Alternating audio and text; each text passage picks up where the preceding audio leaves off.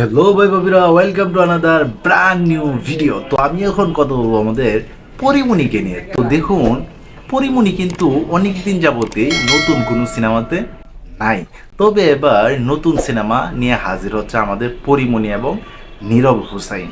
আর সেই সিনেমার নাম হচ্ছে গোলাপ।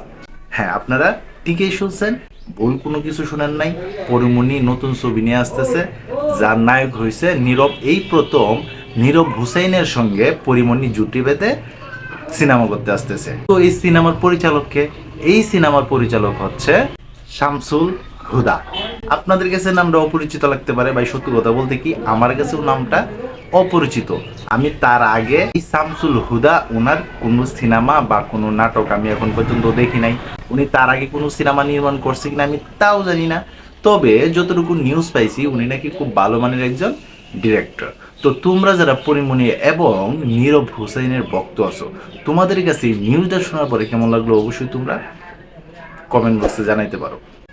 দেখুন, পরিমণি কিন্তু অনেক দিন যাবতই বাংলা সিনেমাতে নাই। কয়দিন আগে তার একটা সিনেমা মুক্তি পাইছে, তাও আবার কলকাতার সিনেমা।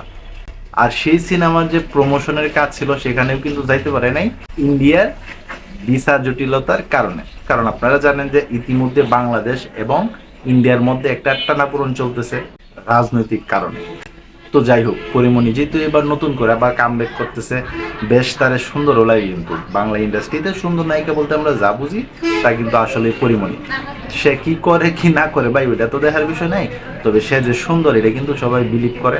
এমনকি সাধারণ পাবলিকও কিন্তু এটা বিশ্বাস করে সে অপরূপ সুন্দরী।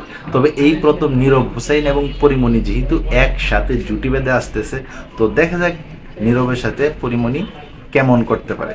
আর তাছাড়া নীরবের কিন্তু বলার মতো কোনো হিট সিনেমা নাই, পরিমণির তাও আবার এক দুইটা আছে। তো দুইজনের কেমিস্ট্রিটা কেমন হয় এটা এখন দেখার বিষয়। তো এই ছিল এখন কোনো মতো ভিডিও। তো সবাই ভালো থাকবা, সুস্থ থাকবা, কাছে মানুষটা ভালো রাখবা। ধন্যবাদ সবাইকে, আল্লাহ হাফিজ।